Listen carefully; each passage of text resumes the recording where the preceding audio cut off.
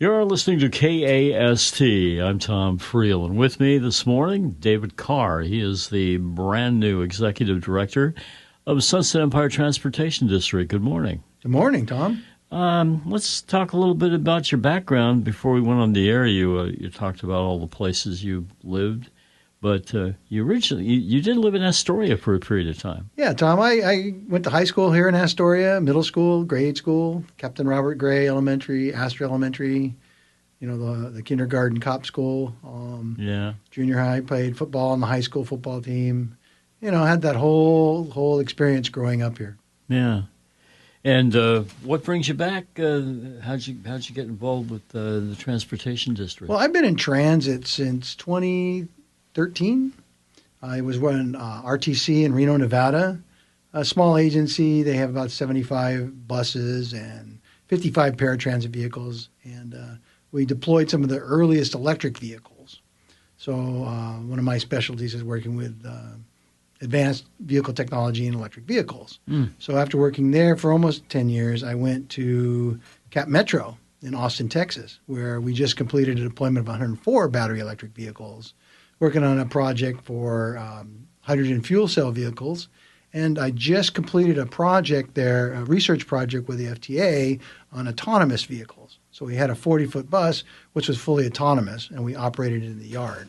So, no kidding. Yeah. So I've been in transit. I get to do all these neat projects, and then there's an opportunity to come home. My mom's here. My brothers are here. I thought that, I'm at the point where I'm looking for something a little different, and I thought I would come here and slow down and kind of settle into a smaller agency. But there's a lot going on. So always has been. Sunset Empire Transit has always had some real challenges just keeping an operation. Yeah, they didn't tell me that in the interview. Yeah, of course not.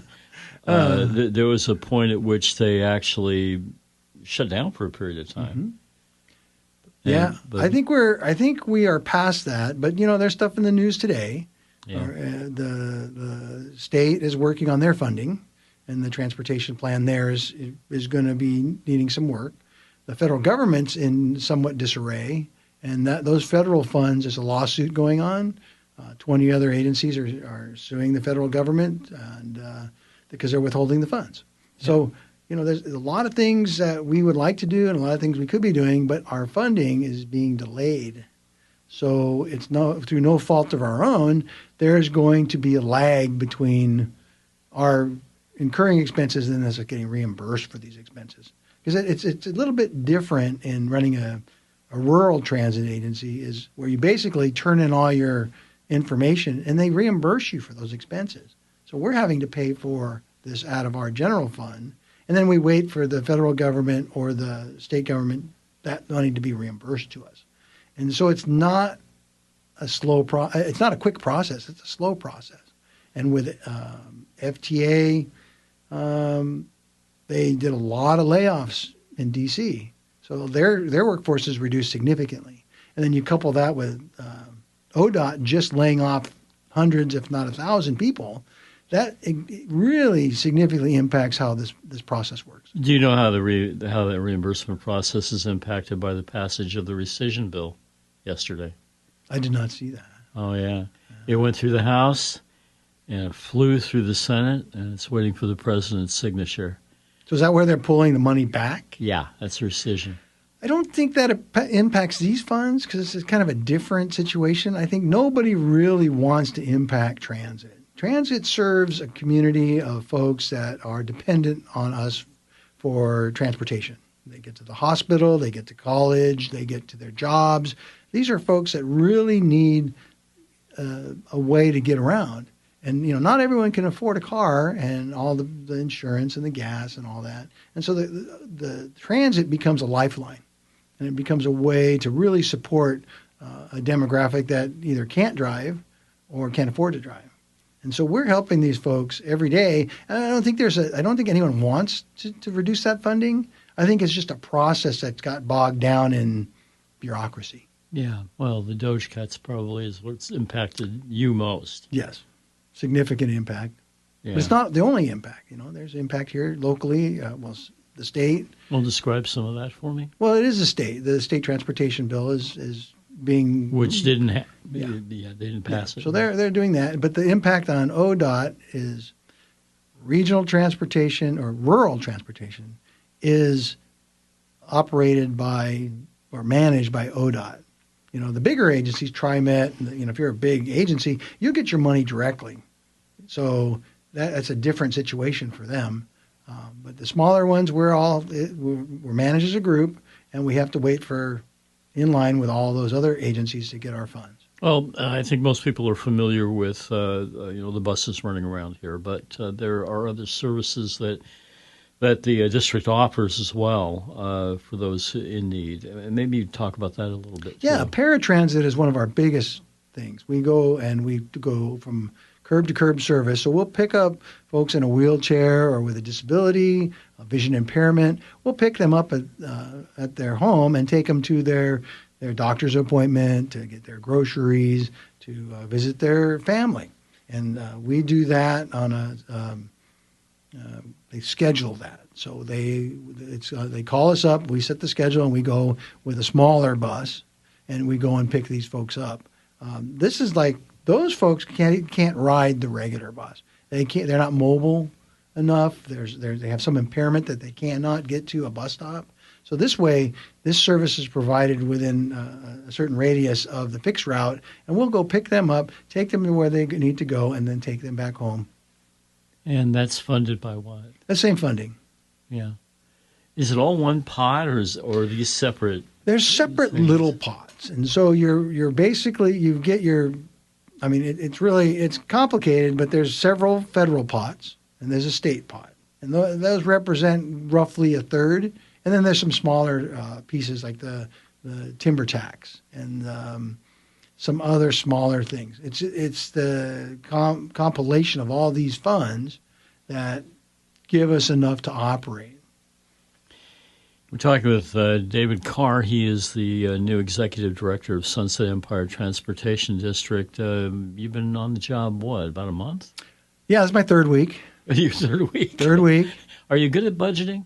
I'm getting a lot better at it, yeah. Yeah. Were you hands-on with that at your previous agencies? Yeah, I worked mostly with federal grants and did a lot of research and advanced vehicle technology.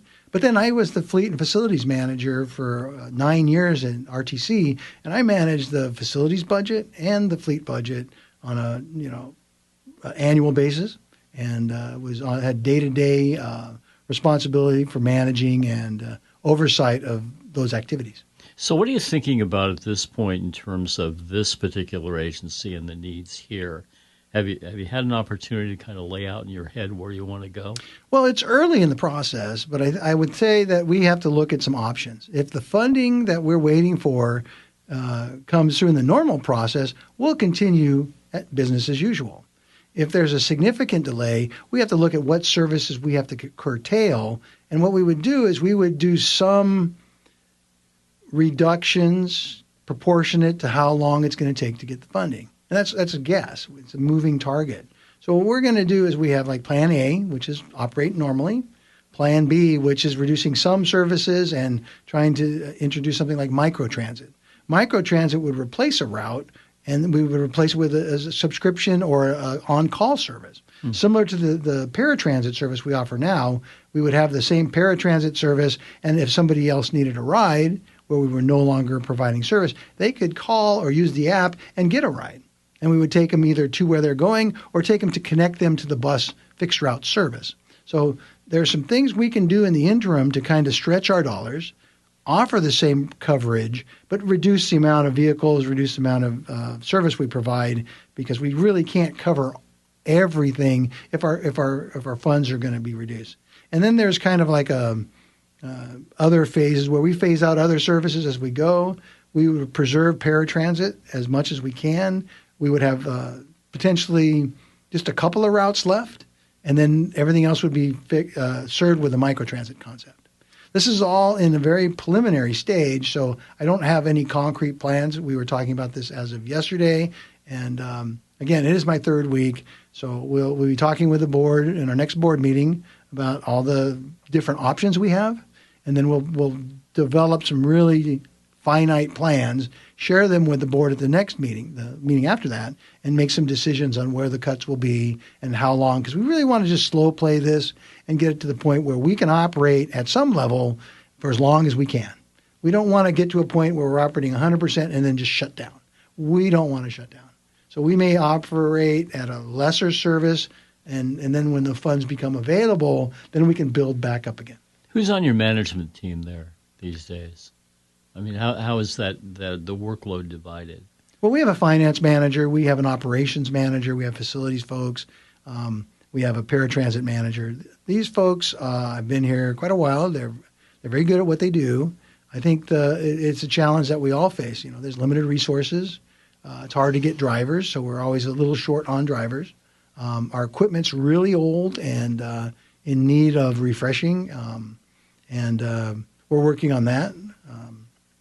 It's just the challenge is, a small agency, they have to wear a lot of hats and they have to do a lot of things, and it's complicated. The federal requirements, the state requirements for budget, finance, reporting. Is complicated. We've run into problems with that in the past, particularly when things were running short in one area and money would come out where it shouldn't have come out of. I mean, that's happened in the past. It's resulted in executive directors having a relatively short time running the agency. So, just letting you know that since obviously they didn't tell you that there were problems like that in the past, but it's been an ongoing issue. Well, I was aware of the problems. We've discussed those. So what happened in the past was a function of several things, and my goal is to not dwell on the past. I understand what happened. I'm looking forward. We have sufficient revenue coming in that we should operate at our current service level fine. It's just that in the current situation, it's delayed. And because we don't have a lot of money, we don't have a big giant reserve, we can only go so far. And then we have needs that, like if we have to purchase a vehicle or something, we don't necessarily have the funds to make that procurement, And so we're kind of going almost month to month. And in an agency like this, in the service we provide, that's a really precarious position. And we're kind of always in that. And then those buckets of money we're talking about, we get money for paratransit, we get money for fixed route, we get money for this or for that. And we can't just put the money and just spend it anywhere we want to. We have to spend it on the project they're assigned for. But we have a really good plan. We have a solid group of people. I think we're managing it well. It's just it's a timing thing. And so if we reduce service for some amount of time, it's just to buy us the time to wait till that revenue and the situation improves. The state may be able to make some improvements that really enhance our position. And if they can do that, that'll really be able to help us get through this and provide a better level of service. The federal government can't really speak to that, but, I think we'll get to a new normal. I don't know what that looks like today, but I'm optimistic that we'll be able to get to a point where we'll be able to provide a level of service. And if we use this microtransit concept, we may be able to provide this service throughout this entire time and really be able to manage a large portion of it.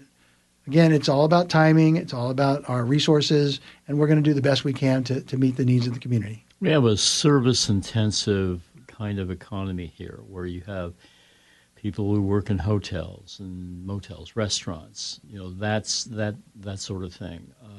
Beyond the few extra employees that might work at downtown businesses and so on within the county.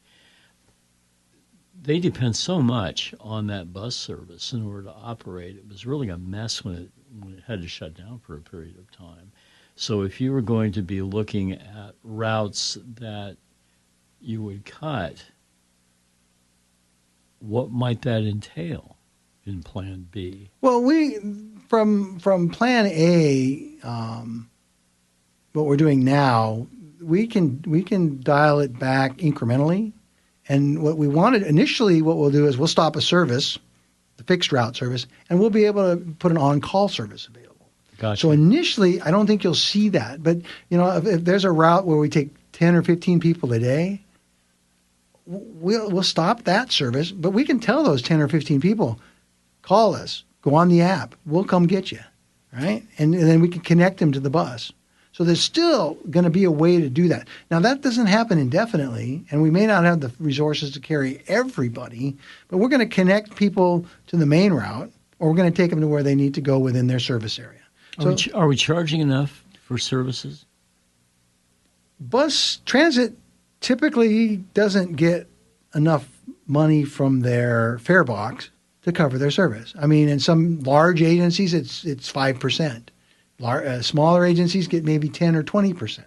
We don't get that much for fare box. It's $1 to ride, $3 for all day riding, $30 to get a permit for the month.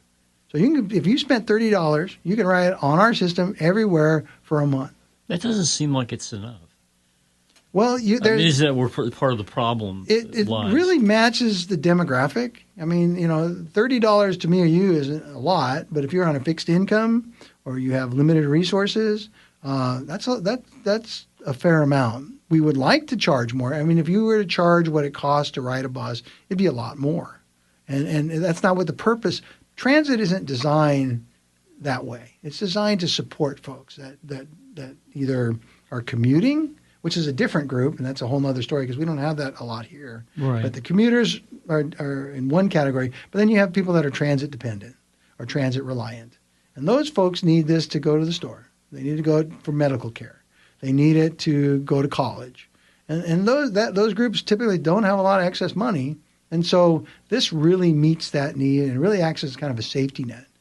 Without that, there's people that get stranded. There's people that just can't go to work. I mean, it really impacts the social economic fabric of the community if it's not there. Yeah, for sure. Well, but isn't that part of the problem that transit, this philosophy of providing this service at a low cost, it really seems to be hurting transit, not just here, but everywhere. Like, we're just not charging enough for that fare.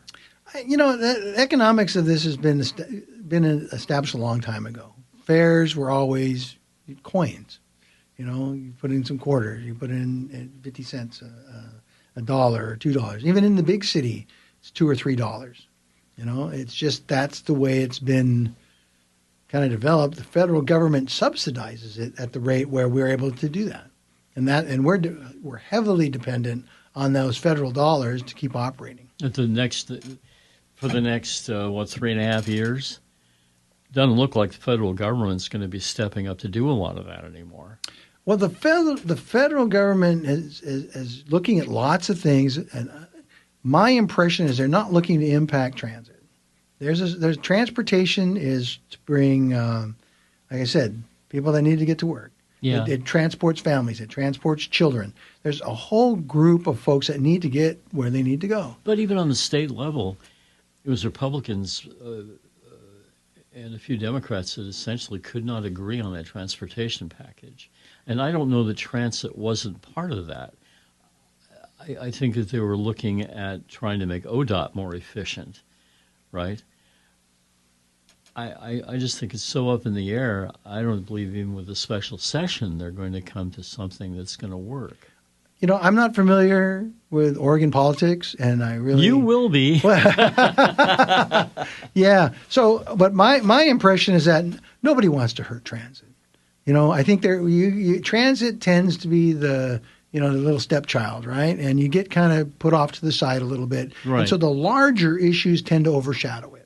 And so while we're on the sidelines, there's lots of small agencies in this state that, this delay is in whatever political mechanism or whatever things that are happening, these delays in a normal political thing that happens. It's part of posturing and sending messages and just working that process.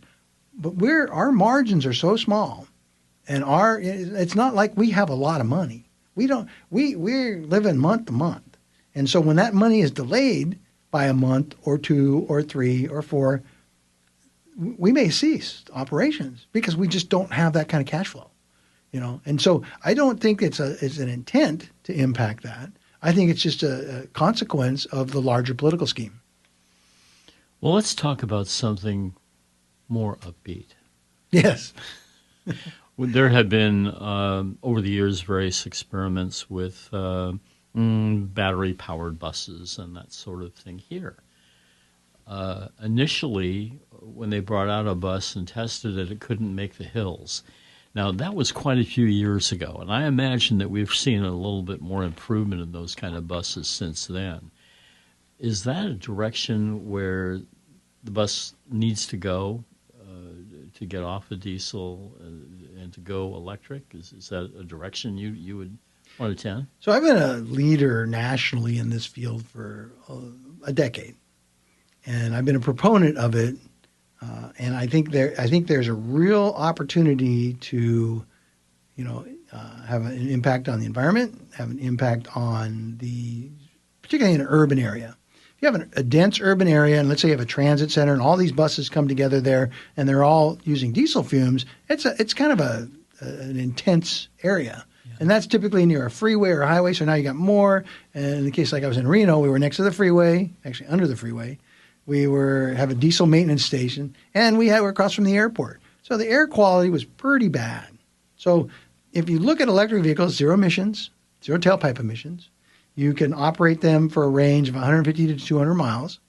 And they really were getting a pretty good job of building these things. But more recently, has not been very successful.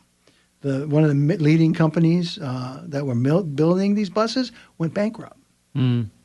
Some of the buses that are being built today, the build quality isn't as good. I think that the range is limited. So a lot of times you're going 200 or 300 miles a day, but an electric bus won't go that far. So now you need two of them, or you need extra drivers. And then they don't refuel quickly. It takes 4 to 6 hours to charge a bus. Yeah. A diesel bus takes a few minutes. Hydrogen bus takes a few minutes. I mean, all the other technology works differently. But an electric vehicle has inherently got some things. Now, the biggest problem with an electric vehicle today would be cost. So an electric vehicle costs you $1.5 million. And if we were buying buses, we could never afford it. So we have to buy used buses, or we have to buy diesel buses only because of the economics. We can never afford to buy a $2 million bus or $1.5 million bus. Well, it'd be kind of silly anyway, wouldn't it? I mean, you'd never, not really necessary. We don't have enough buses to be creating a pollution problem.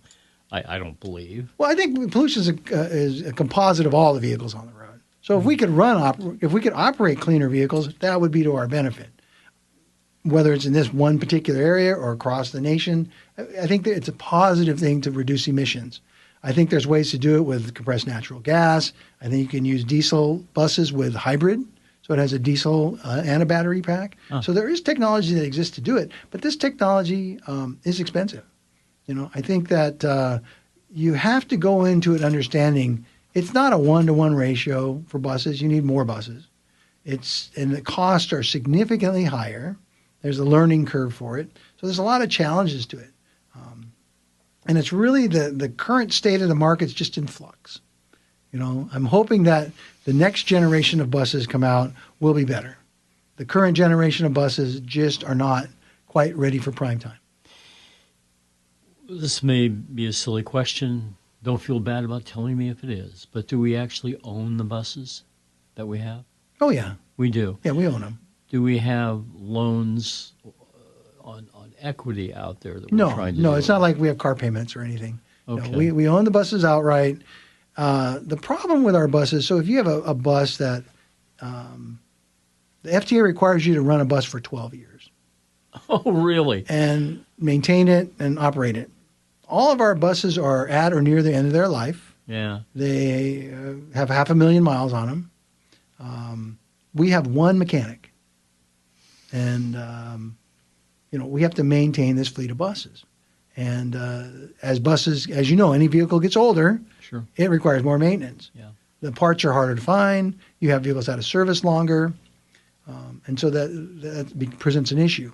We have an opportunity to get some new buses. But the problem for us now is, can we afford new buses in a time where we're operating constrained?